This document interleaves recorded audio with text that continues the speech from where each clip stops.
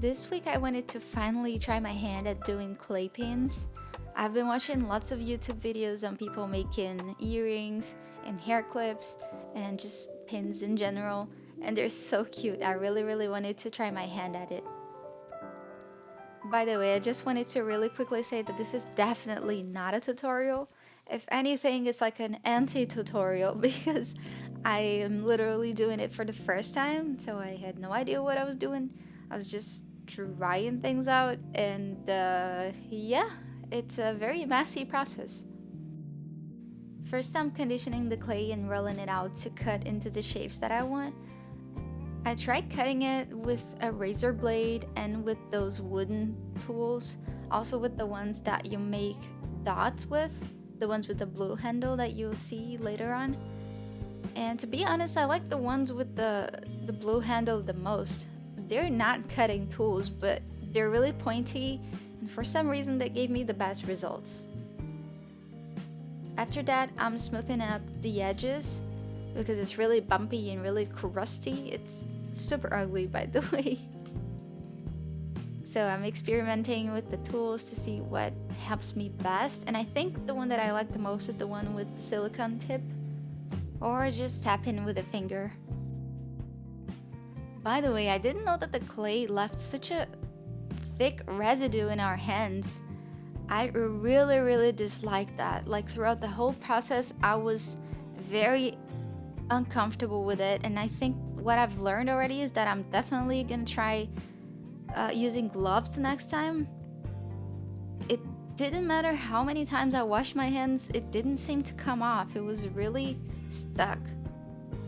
I know it's probably really basic, but well, I didn't know about it. I had no clue. Now that I'm watching back all this footage, I see that I made way too many shapes. Girl, you're definitely not gonna paint all of that. Why? But it was actually a lot of fun to be handling the clay, and I wanted to try it exactly for that. Like I wanted something very tactile and very like hands-on, because sometimes illustration can get quite okay. It's not that it gets boring or anything, because there's a lot to explore, but you know, sometimes you just want to do something different once in a while. Okay, funny but not so funny part, after I baked them, I don't know what I was expecting. For some reason, I thought that something very magical and special was gonna happen in the oven and they were gonna come out like shiny and beautiful. But it was not. There was nothing going on. They looked exactly the same. So I left some really rough edges and some pieces that were really ugly. So I had a lot of sanding to do. I was sanding them down on this very thick sandpaper. You can see that there's a lot of powder coming out of that, so I just put a wet towel, so I would slightly damp them in the towel or rub them off in there so the powder wouldn't come out and spread everywhere.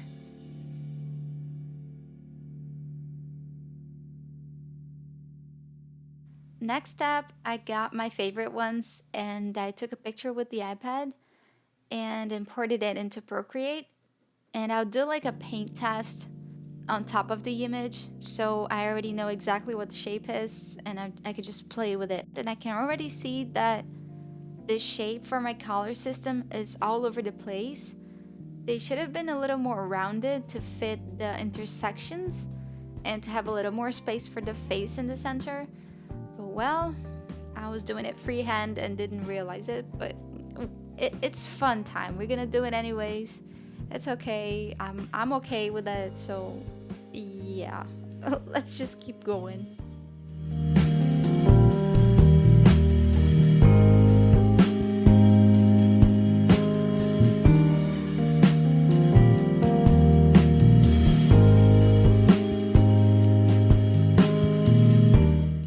I know that I'm gonna paint them with acrylics and acrylic gouache, so anything that happens on the way, if I do anything wrong with the painting job, I could just paint on top of it easily. But at the same time, the acrylic gouache is quite expensive, so I don't really want to waste any paint just trying to figure out when I can literally just test them first. Also, it takes off a lot of pressure when you know more or less what you want to do. so then you don't have to constantly be thinking about the next steps that you're gonna take, like decision making all the time.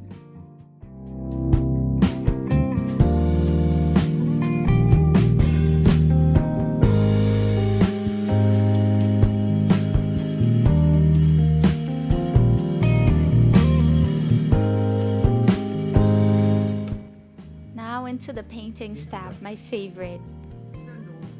I baked this little strange piece of clay just to try out things in it before I jump into the actual pieces.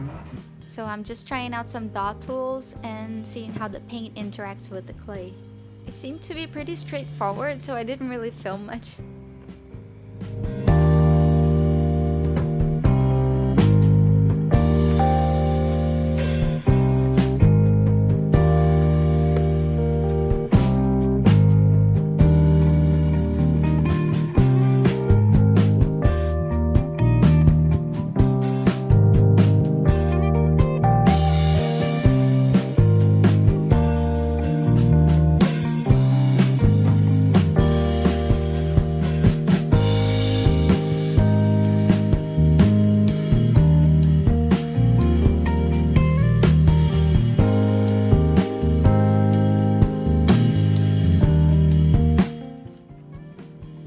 Loved painting the clay. It is so satisfying. Since it was my first time, I was very curious to see how different paints react to it. So I bought some very cheap paint because I don't really use acrylics that much, so I already had some medium grade ones, but I was really curious to see how they would react with very cheap brands and very cheap pigments. So I tried that off camera, and it was a complete disaster. The paint was so thin, so watered down and diluted that it took me like 5 coats, I think, to get to what this other brand did in 1 coat. So here comes off my second lesson, I guess. It was not worth it at all to buy cheap paint, because it just means that you're gonna do a lot more work to get to the same result. And of course, it's not the same result whatsoever, because cheap paints have a lot of things added onto them so they can make up for not having enough pigment. So they end up not being light fast at all, or not resistant to anything over time. So you get what you pay for, literally, because, well, they're not made for that. They're made for kids, because you're not gonna give kids an expensive paint that lasts forever, because you probably don't want their paintings to last forever. Or maybe you do, because you're a very proud parent. Anyways, that's not the point. That's not what my video is about. You can see here with the green how the paint was very thin. I believe it's because green is a very light color. So I think I needed about 4 to 5 coats just to make a very solid green. And that was a bit annoying, to be honest. I did not enjoy that, but I guess nobody does. Who would enjoy doing the same thing 4 or 5 times? But that's just part of it, so we have to embrace it somehow. But anyways, to make up for it, that blue was perfect. It was a joy. So thank you, blue, for covering it up for the green. What am I even talking about?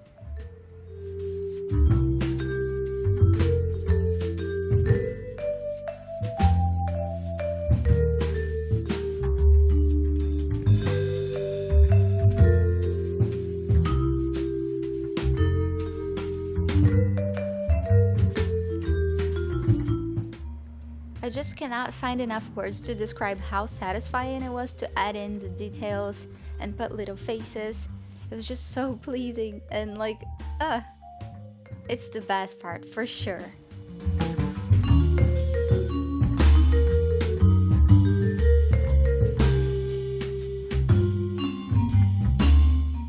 So it was about this time, when I was painting in the little intersections, that I realized it was definitely too small, and that it was probably not gonna be as cute as I imagined.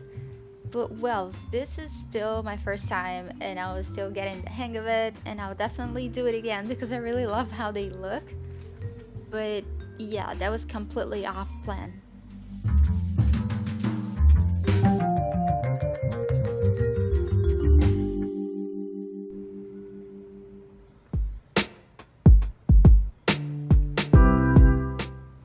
gonna see me trying to fix the white space and trying to make it a little bit bigger by going over the other parts, but still it's too small for anything. So in the end I just like went with it and tried to make the best out of it, but yep, definitely not what I wanted. Here I'm trying Posca markers because they are acrylic ink and they actually work very well. Not that much for like big areas because you have to use a lot of paint, so it's better just to come with a brush. But for small details it's perfect because you have perfect control. The tip is very sturdy and firm. Also for things like faces, it's really nice to have a black one so you can just like use it like a pencil or a pen.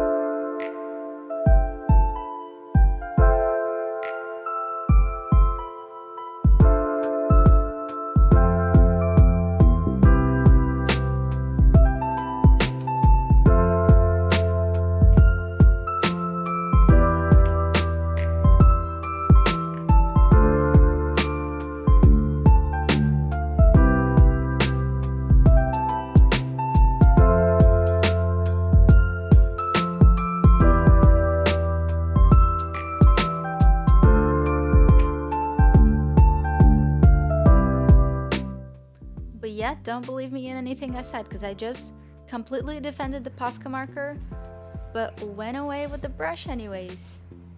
What am I even telling you at this point? Would you believe me in the next things that I say? I don't know.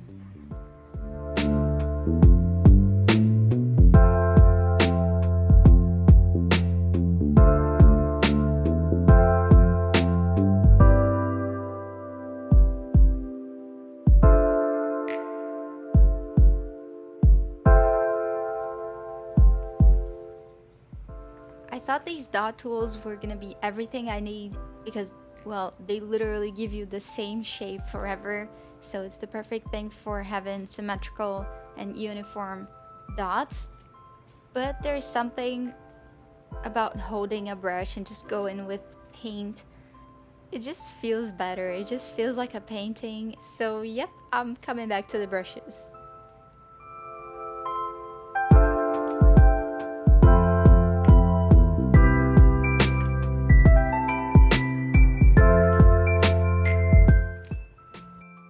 To the Posca markers. I told you not to believe in me. I don't know what I'm doing either. Okay, next step is glazing the pins with resin so they are light fast and they have a little bit of protection. I made these little blue tack towers and attached a little piece of paper underneath it so I can move it around easily. And I'll just coat them with a thin layer of UV resin and then put it under the UV light that you see. I didn't really need a lot of testing on this face because I was already making plastic pins and I had already tried so many resins and so many varnishes, so I guess I already had picked my favorite one and just went with it straightforward.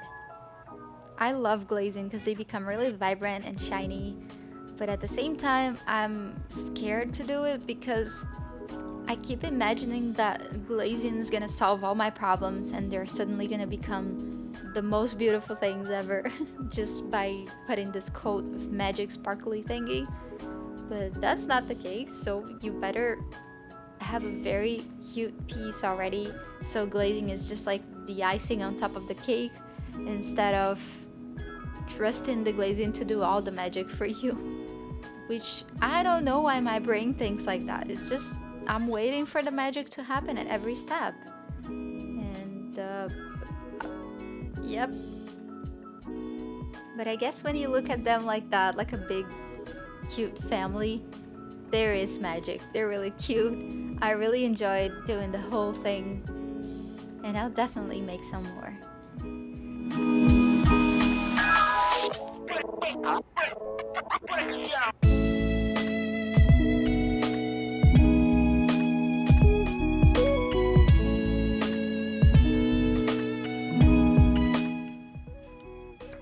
Now into gluing the backings and the actual pin parts. I'm using this E6000 glue. I bought it clear. I didn't know they have two versions of it, but I did not like this one. I'm gonna try the white one to see if it's better. And I guess it is because everybody loves it and uses it all the time. Also for my next one, I need to start putting 2 pins on the color systems on the pins that are a little bit bigger, because I tried them out on my backpack and they were kind of moving around all the time. So next time, I have a lot of lessons already.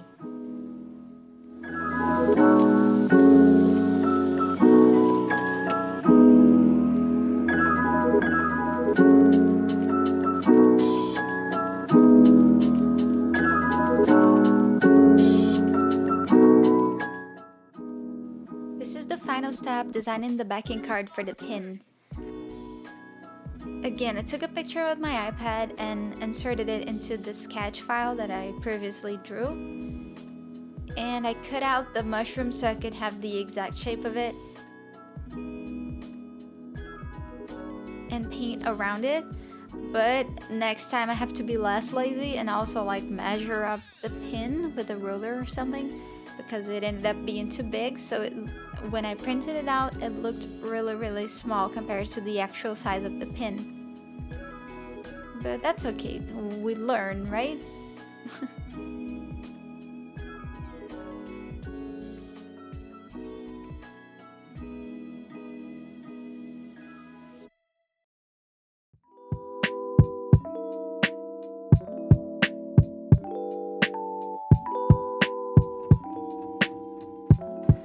Next step is printing them out into a thick cardboard and trimming them.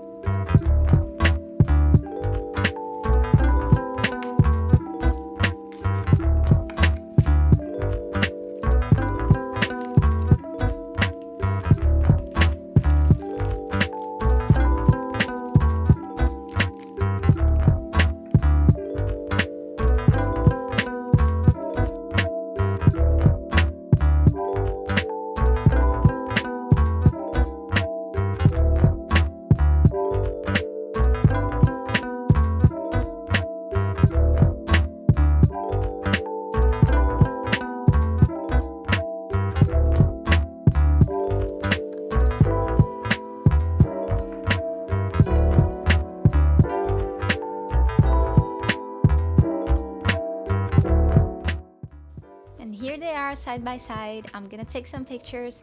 I don't think I'm gonna sell these. I don't feel very confident with them, but well, it was a lot of fun.